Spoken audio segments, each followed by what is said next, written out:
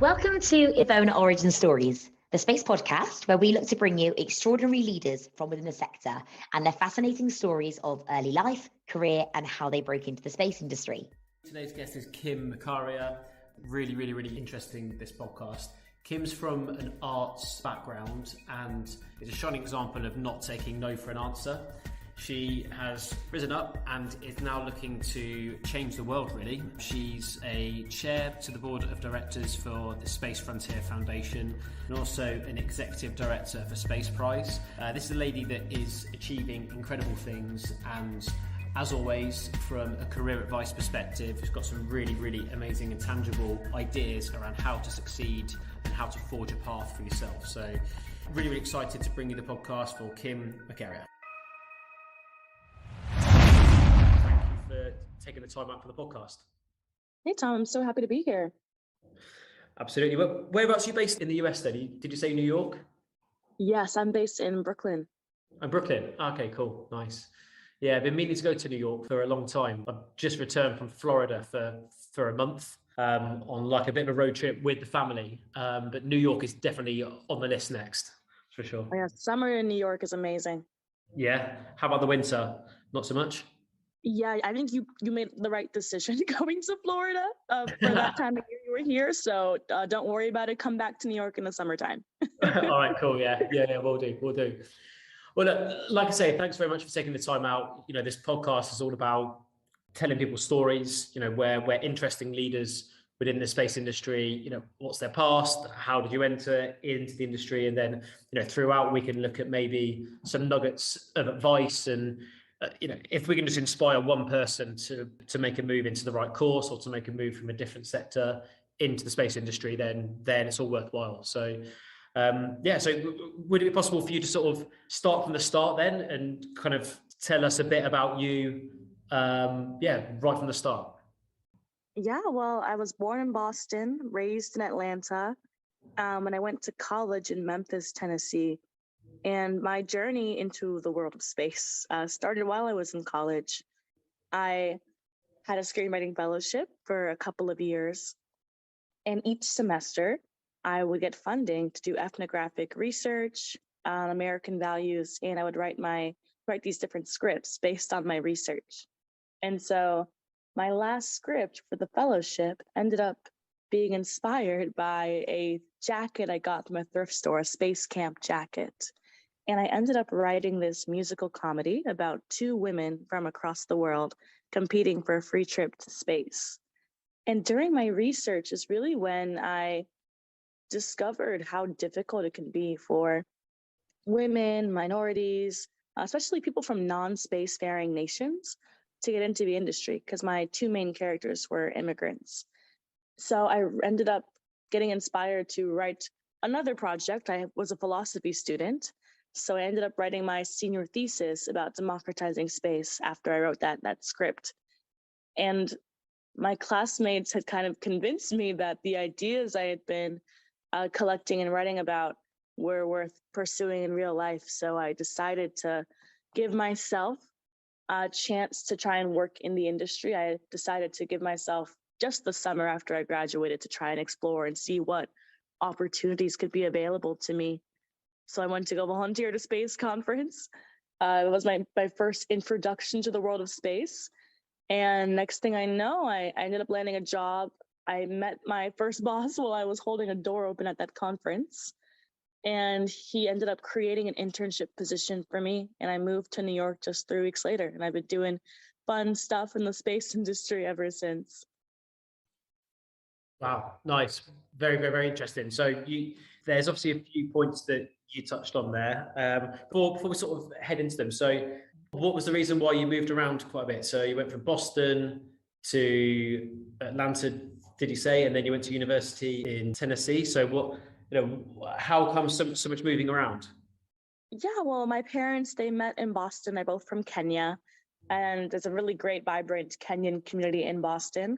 There's also a surprisingly vibrant Kenyan community in Atlanta. So my dad got a job at IBM, and we moved down there to go support him.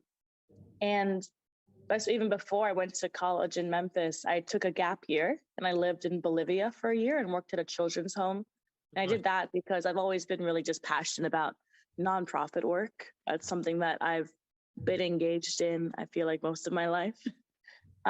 So I moved down to Bolivia for a year and ended up choosing my college in Memphis, Tennessee, Rhodes College. It's a tiny little liberal arts school. I chose that because it was ranked as like one of the #1 schools for community service. So that's why I decided to go venture off to Memphis, Tennessee. And it was one of the best decisions I've ever made. I love that school. I'm really grateful for all the opportunities it afforded me. And then I moved to New York, really not by choice. I love New York now. I don't have to be here, but I love it because I work remotely. But after my first year here, I realized that it really was the city for me.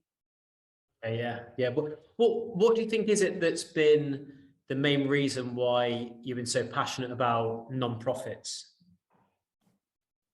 My mom she's a giver. She's quite generous.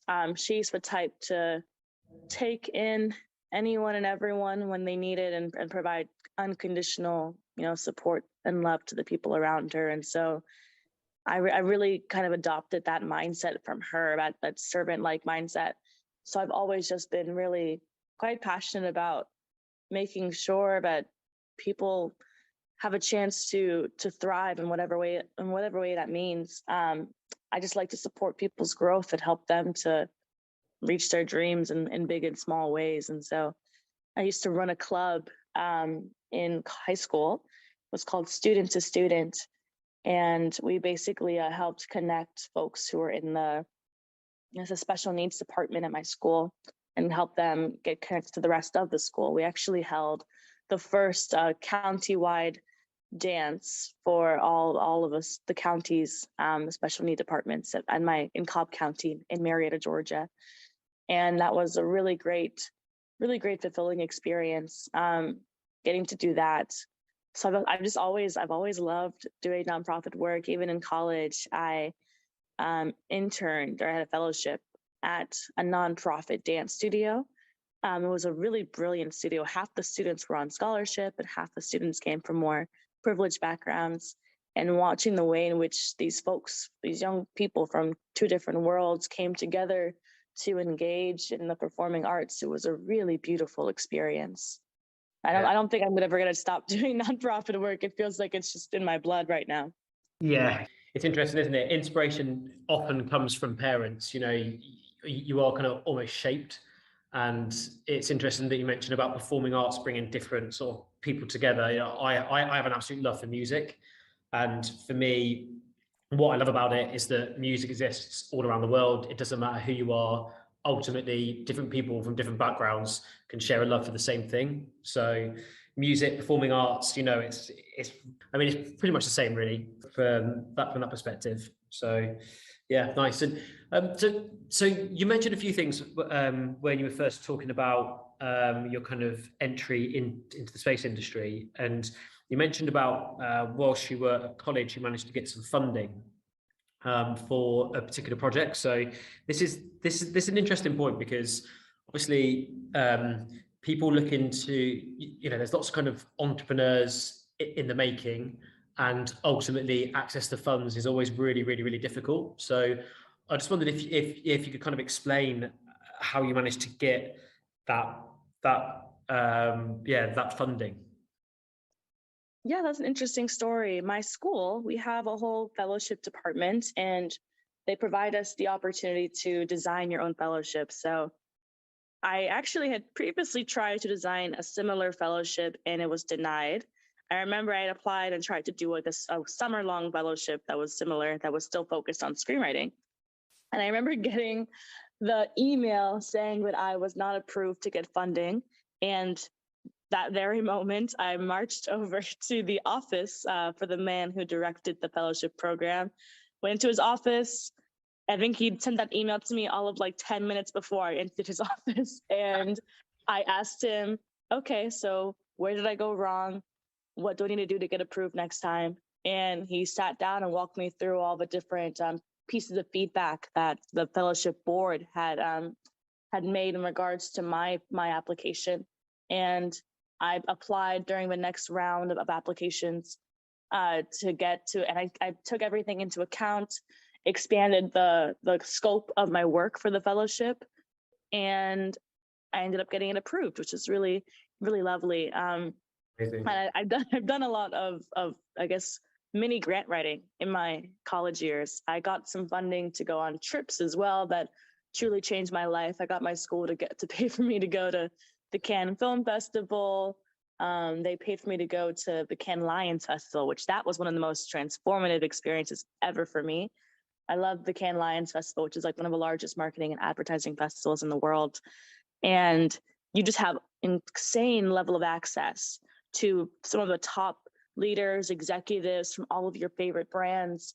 I had befriended folks who I never thought I would get the chance to speak to in my life. And that summer, I ended up befriending a few folks from Twitter, and I somehow found myself in an Oscars commercial that they produced that year. Really? Because of me. Yeah. I didn't even know it was happening. I like was watching the Oscars and I saw it because they used content.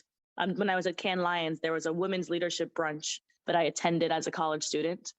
And they used content from that brunch to produce this Oscars commercial. And ironically, it's been, that was like 2017 is when I went there. And just a month ago, things have moved fast. I got to speak actually at a brunch, at that same brunch that Twitter held. They held it again at South by Southwest, and they invited me to come speak. So it was a really beautiful full circle moment there.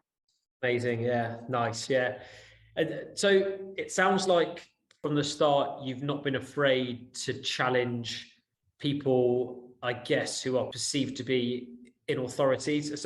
So what I mean by that is, when you got the first no, and then you march straight into the person's office to basically say, look, what happened, I don't agree with it, all the way through to when you went to the Cannes Lions event, and it sounds like, you weren't afraid to walk up to people that were leaders in your part of the sector, to learn from them, to network with them, which is interesting, because like me personally, when I was younger, I would have been petrified to do that. So like, what do you think is it that gave you that confidence to be able to do that? Because I think for a lot of people, they just wouldn't do it. And actually, knowing what I know now, that's a really, really, really important way to approach issues, to not be afraid of a no, and to not be afraid to go and challenge it and understand why. So what is it that you think sort of gave you that drive or that confidence or whatever it is that allowed you to do that? I mean, it's really a muscle, risk taking. I think it's something that I started doing when I was younger. Well, actually, what's interesting? When I was younger, my mom, she helped me get a really incredible opportunity. I was 11 years old, and I was in a choir. Like, it was an audition-only choir, and I was one of the youngest, I think maybe the youngest one in this group. And I had the chance to go to sing at the Sydney Opera House as a kid, and I had no idea how hard my mom had worked to make sure that she could afford to get me there. She had pulled together resources from family and friends and stuff to make sure I could afford that trip, because she saw it as an invaluable opportunity for me. And I think getting moments like that early on in my life really revolutionized like the way in which I viewed what was possible in the world and for my life. And so I feel like ever since then, I've been taking risk, and the more I take, a little risk here and there, the more I get used to, or the more capable I feel of taking larger risk. I mean, I got, for instance, when I was also at that same festival, Cannes, I actually am a bit fearless when it comes to approaching people. I remember I had seen this gentleman speak on stage. He was like the VP of advertising at Hulu, and I couldn't catch him after his talk, but the next day, I saw him walking down the beach, and I just introduced myself, walked along with him on his way to his next meeting. Yeah. And I remember I followed up with him after that event, because I happened to be going to New York for vacation with my family a few weeks later. And he made time for me to come sit down with him in his office and just pick his brain. And having an experience like that early on, like, really shaped the way in which I even now approach top leaders and executives, because knowing that someone who is so high up and who's so well connected. I mean, he really did help like launch Hulu when they first were created. Like that, it made me feel okay doing that to anyone else. Like I felt that because I was just a student at the time and this man was willing to make time for me, now that I feel like I have actual things to offer to folks who I'm connected to. I'm still quite fearless in my approach to people, and it's paid off pretty well. I think people appreciate someone who is willing to take those risks and is willing to put themselves out there. 100%. Yeah, for sure. I mean, I've been through that myself. Like since we first set up this business, mainly working with very senior people. I think before, even when I was 23, 24, I'd just be super nervous. I'd have to do loads of research on the person before. I mean, I still do, but not out of fear, if that makes sense. And I'd be nervous when I'm speaking to them. And what I guess you learn as you move forward is that actually people are just people, and actually people appreciate somebody, like you say, putting themselves out there, being, I guess, taking a risk, not being afraid of, to look a bit silly, I guess. And that's such an important message, because throughout these podcasts, I think one of the main things that we've learned from people that are leaders is that networking is just so important. It's everything. It allows you to meet new people, to put together an industry, to understand how things are structured. So that's a massive thing. And it's interesting that it took a sort of life event for you to really realize that actually anything is possible. So what have you got to lose? You got everything to gain, but not much to lose. So that's a really, really, really strong message, I think. Really strong. So let's go back to when you were writing the papers then. So you were writing a screenplay, and at that point you realized that there were some issues that existed within the space industry. Is that right? Yes. So could you talk through, so how did that sort of unfold? Yeah, well, I at that point in time, I knew very little about space and very little about opportunities and such that were available in the industry. And I mean, when I was doing my research, that's when I realized how few women had ever traveled to space, or how few women held senior positions in the industry, right? Like, it's only about 12% or so of all astronauts have ever been women. 20% of the industry's workforce is women. Correct. And then when you look at the status of minorities who are present in the industry, when those numbers are even lower. So it was disheartening to see that. And then because of my background as being a first generation US citizen, because my parents are from Kenya, when I saw just again how difficult it was for those who are immigrants to get into the industry for a variety of reasons, things like ITAR and stuff in the US, I was just very frustrated, because that research also helped me to understand just how influential and the impact of the space industry and insights and innovations from the space industry, what that impact is on our daily lives. And a lot of people are very unaware of the value that space provides. And I think if more people knew how important space is and how influential it is in our lives, they would be more willing to engage in the field, in the industry. So that was something that was also really worrisome to me. I was just concerned that people were not taking advantage of all the different opportunities that were being brought up in this commercial space sector, especially.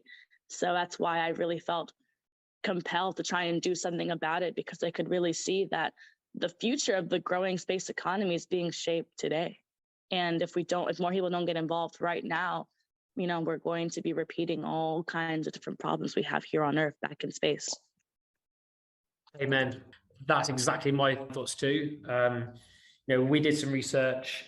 We found that 19% of leadership positions in the space industry are held by women.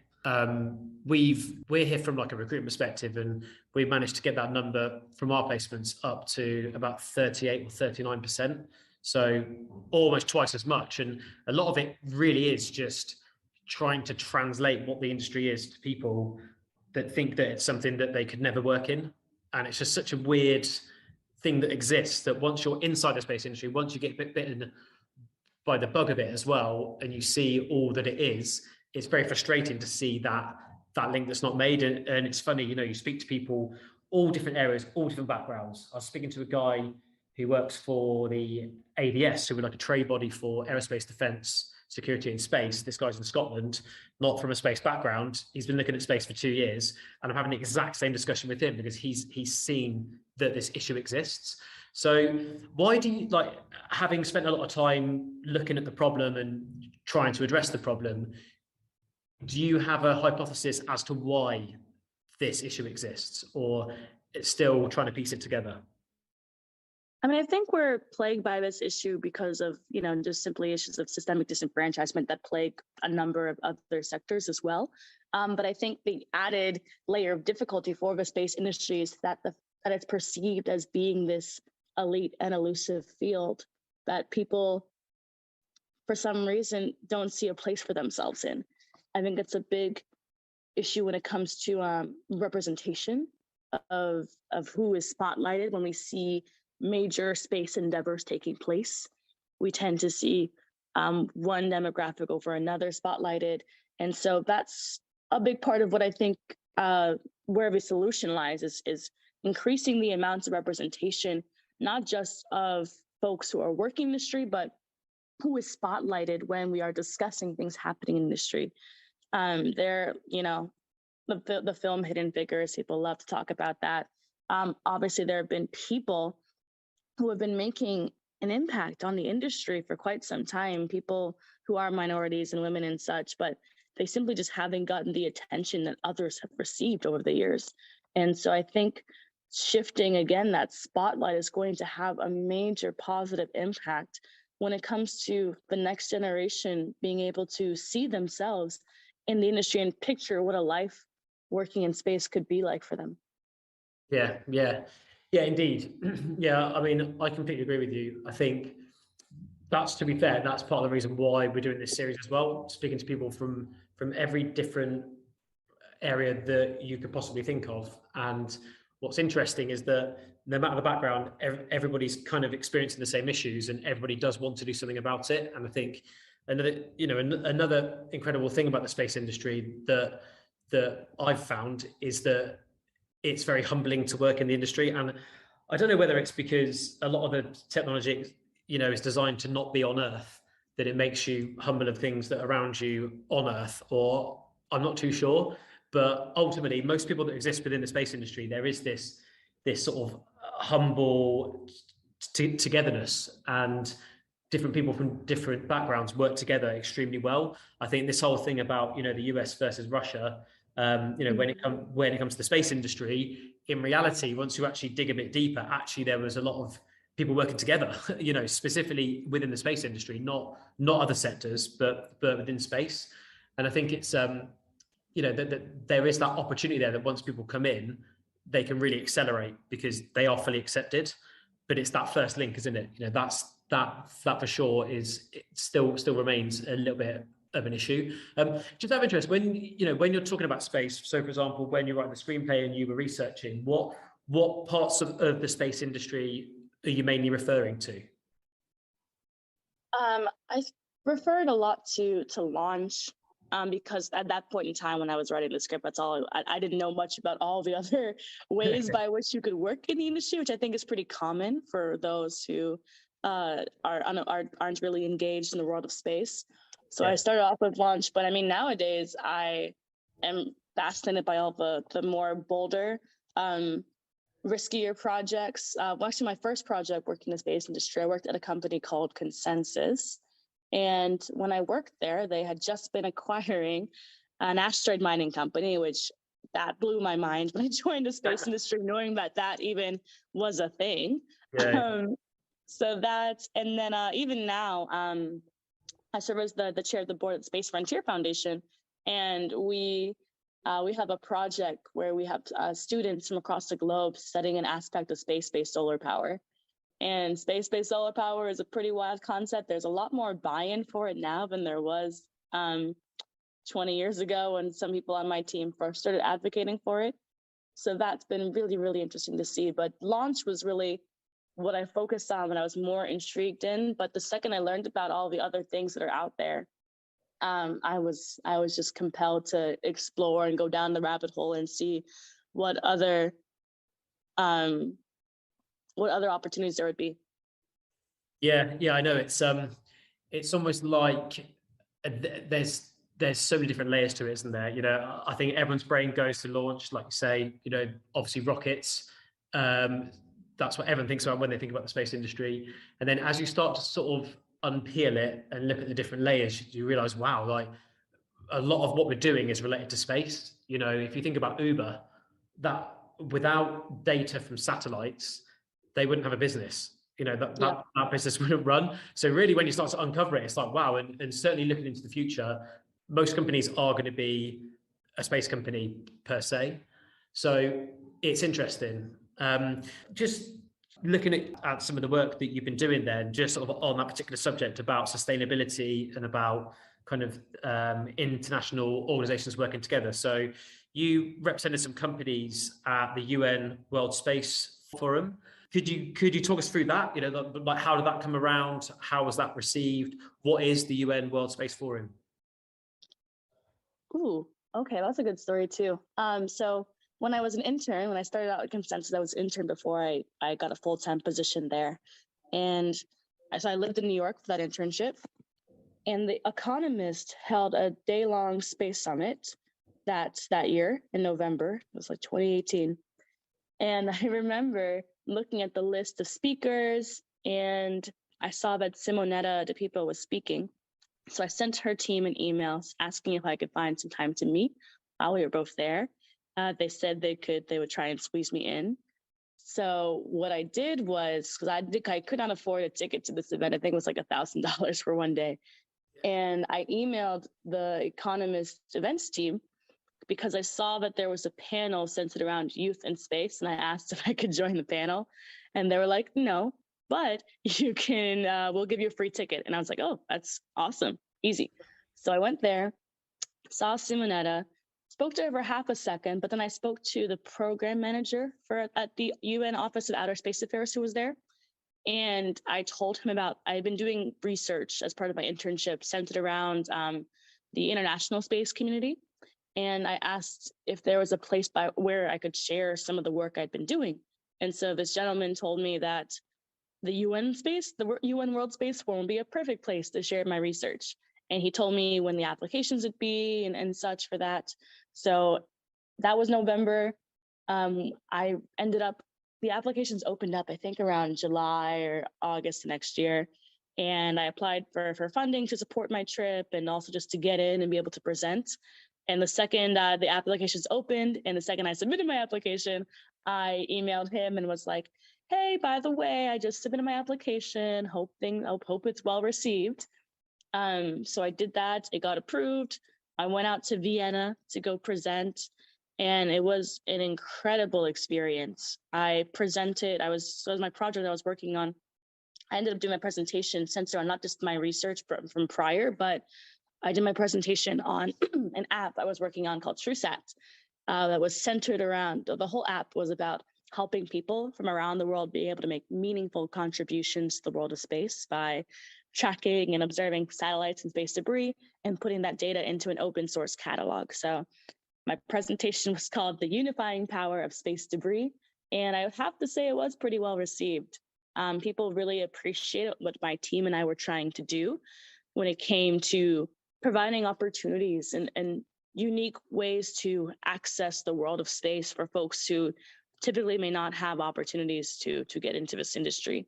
So that was a really amazing experience. I met countless leaders from across the globe who are actively shaping the way in which, you know, the future space economy will look like, again, on an international level. So that was a really enlightening experience. Wow.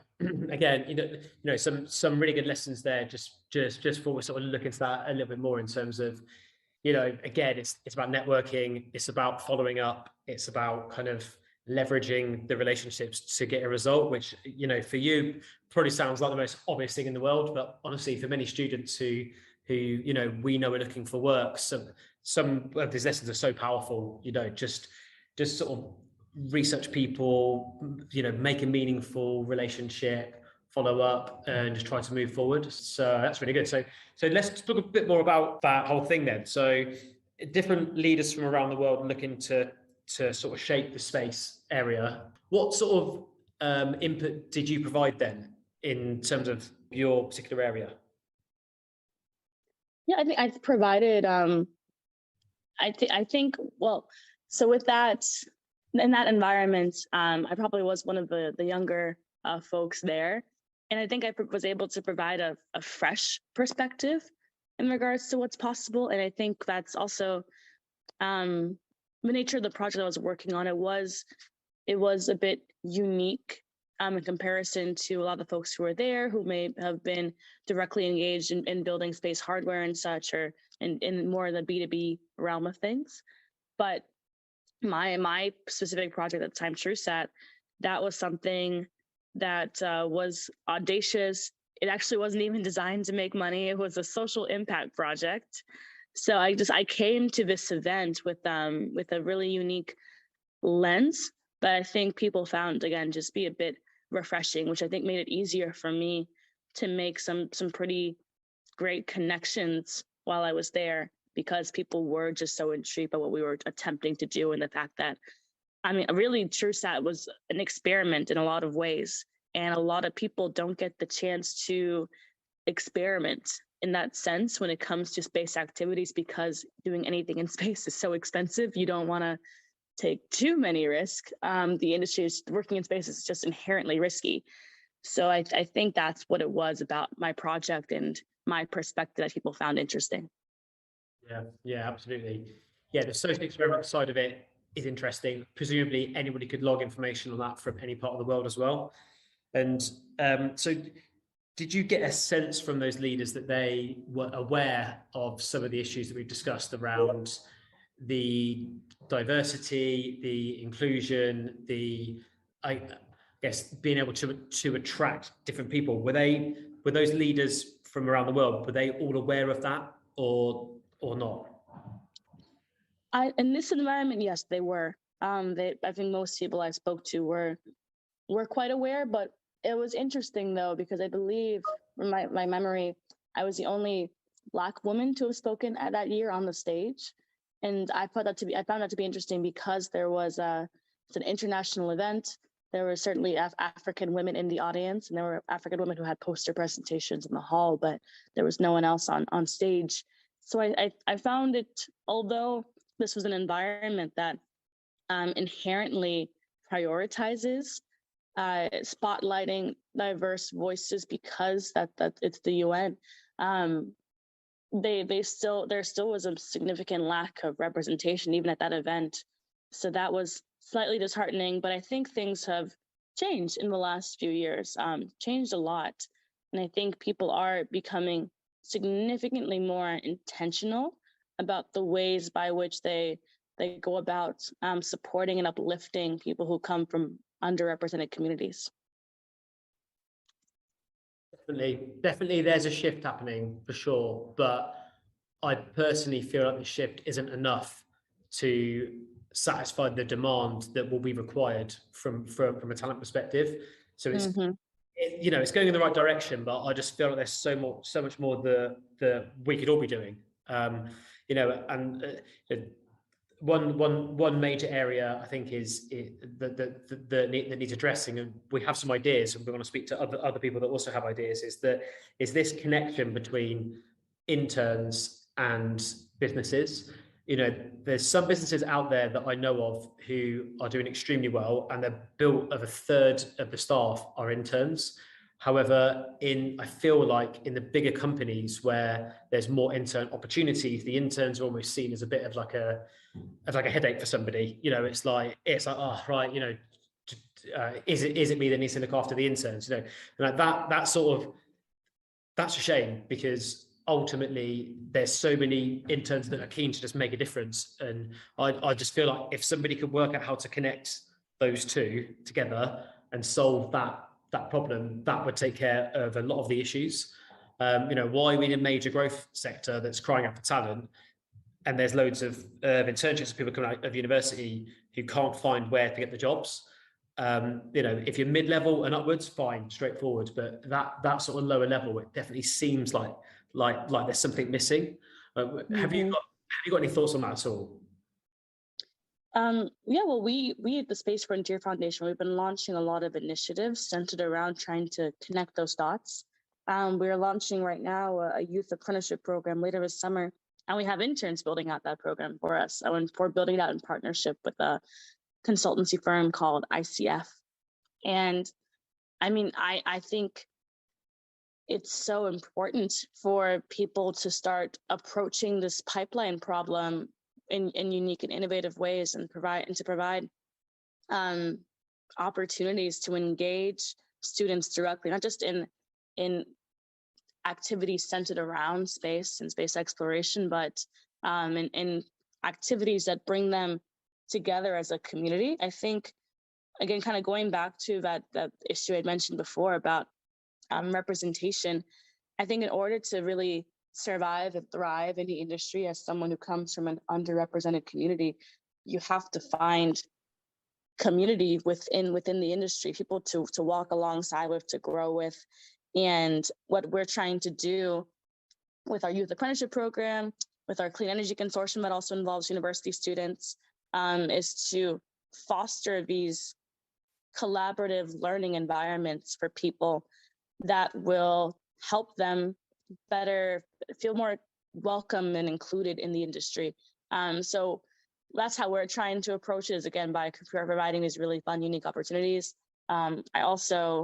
My other nonprofit, Space Prize, where I serve as the executive director, we are launching a community platform this summer for students and teachers to connect with each other. It'll have space education curriculum and resources, and we're quite excited to see how this platform shapes the ways in which young women can really see themselves working in the space industry. Yeah, that's really interesting. So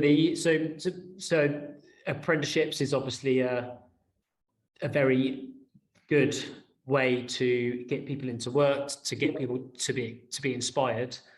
I mean, funnily enough, we took in a placement student for marketing, and she's turned out to be absolutely incredible. I'd say stronger than most senior marketing people that we've worked with. And, that's because that was somebody that was just so hungry to be given a chance. And she's come into a startup where there's so many chances here, like there's so many to run at, that she's been able just to absolutely flourish. And that's a real kind of success story here. But it was, I wouldn't say it was difficult, but it was a lot of work for us to be able to make that happen. Whereas in reality, it should be frictionless for a business to be able to find a good intern. And I know it sounds a bit ironic because we are a recruiting firm, but that process, it was difficult to dip into what should be a wide pool of talent, really. And I think, again, it's because those people, perhaps a lot of people aren't inspired enough. You were obviously very driven, and that was evident throughout your whole path. But a lot of people don't have that drive, and I think that's because a lot of people aren't inspired, and that's because they've not been provided with the right content about things that could potentially inspire them. I was told that I'd be a fisherman from my careers advisor. Nothing wrong with that at all. But if you met me, you'd realise that there's no chance of me ever being a fisherman. And again, it's because I just wasn't inspired. Like the right things weren't put in front of me. So I think it's amazing what you're doing with these foundations. And I'd love to hear more about it, at another time, because like I say, there's just so many people out there that are so keen for a chance, and we just need to find a way just to provide all the chances. But I do feel like there's an educational piece with businesses too. Have you found that as well? Have you found that businesses are super keen to engage with interns, or have you had any friction there? No, people are definitely very interested. I mean, I have friends who've also launched fellowship programs in the past couple of years, and the enthusiasm for these kinds of, for these programs is quite significant. I think people are really determined to take unique approaches to solving the pipeline problem. So everything I've seen has been quite well received. Very nice. Good. Yeah, because we're looking into something ourselves. Similar kind of service. It's just trying to demystify, decode, and simplify that relationship. I think because exactly like you said, like I mean, there are. I think one of the main issues is that when people think about the space industry, they think about rockets. Then they think about engineers. If they think about engineers, they think about guys, and that is obviously completely wrong in itself, but it exacerbates the problem because in reality within the space industry, a lot of the companies now are creating products and those products need to be sold. And a lot of the jobs in there are largely populated by females, but I'm not sure that students know this. These companies need people with every single skill set that you can imagine. They need to populate an entire business. So the more that we get this message out there, the more we try to repair that link, I think the better chance we have of ushering more people into the space industry and giving people, the enjoyment that we have from the sector. No, I absolutely agree with that. And I think that we're going to see, because again of all these wonderful intentional efforts, I think we're going to start to see the payoff of that in the next few years, of more people taking a risk and trying to see where they could fit into this industry. I mean, there's so many jobs that are opening up for people of all different backgrounds. And the more that we as industry professionals are able to communicate that to the general public, people who work in other sectors, the sooner we're going to start to see that transformation take place. Yeah, exactly that. Yeah, I think I feel like especially in the US, and I might be wrong, I wasn't there at this time, but I feel almost like there's a big culture. I mean, to be fair, not just in the US, but many years ago, the big companies would have a presence at the universities, and people wanted to go into the big companies because they knew they'd be set for life. That was one job for life, and at the end of it, they'd have a great pension and so on and so forth. In reality, in many cases, unfortunately, that wasn't adhered to in the final stages, which I think is what's caused this change in culture now, where people want to know what the company can offer them, and they want to make sure that it's right for them, which is great. I feel like almost if we could just have that power in the universities of that message of, look at the space industry. Like, here's where the demand is. Here's the degrees and courses that are going to get you paid the most if you're driven by money, that are where you're going to travel the most if you're driven by travel, that are going to give you the most commercial experience if you're driven by that, and so on and so forth. And that should push people in. And like the example that I always give is that I've got a friend here in Bristol. He's an embedded software engineer. He's Spanish.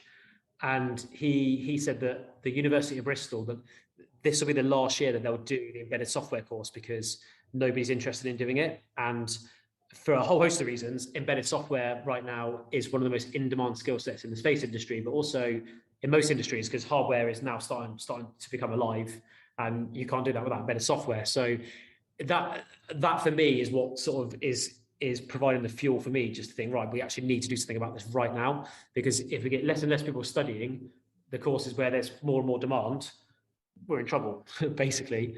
So, appreciate I'm waffling a bit, but it's, I've been passionate about this subject right from when I was very, very young. So yeah, I feel like we can do something about it, but we sort of all need to take action on it ASAP.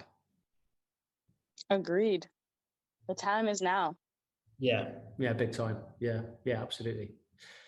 Okay, well, thank you very much for that. I guess the final question, just to wrap up. I know that we touched on quite a few different areas, but if there are some people that are potentially looking to enter into the space industry, what would be your sort of main advice? Based on what you know now, how would you advise people if they're like, look, I have no idea, what should I do? I mean, there are a number of, probably a couple dozen, really great organizations that have foundations and other nonprofits aside from my own that do work that supports the industry as a whole. And I find that volunteering with organizations like that has had a tremendous impact on my career, on the careers of my friends. And that would really be, that was how I got into the industry, was by volunteering at a space conference. And then staying plugged into that foundation has been invaluable for me thus far. But that's my number one recommendation, is finding an organization that you connect with, that whose mission really resonates with you, and joining and supporting their mission somehow and lending your skills to them. Yeah, amazing. And would you happen to have like a full list of those foundations at all that you'd be able to share after the podcast, and perhaps we can publish that with the podcast so that people can just have a browse through?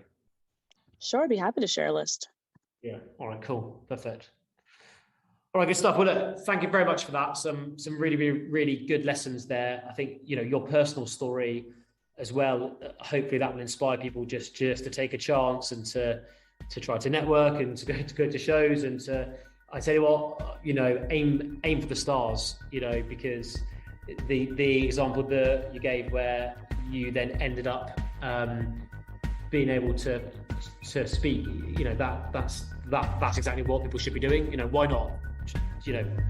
There's no harm in trying. So thank you very, very, very much for your time. And it's been an amazing story. Thank you. This was so fun. Cool. All right. Look forward to speaking again soon. Take care. Thank you. Cheers. Bye-bye.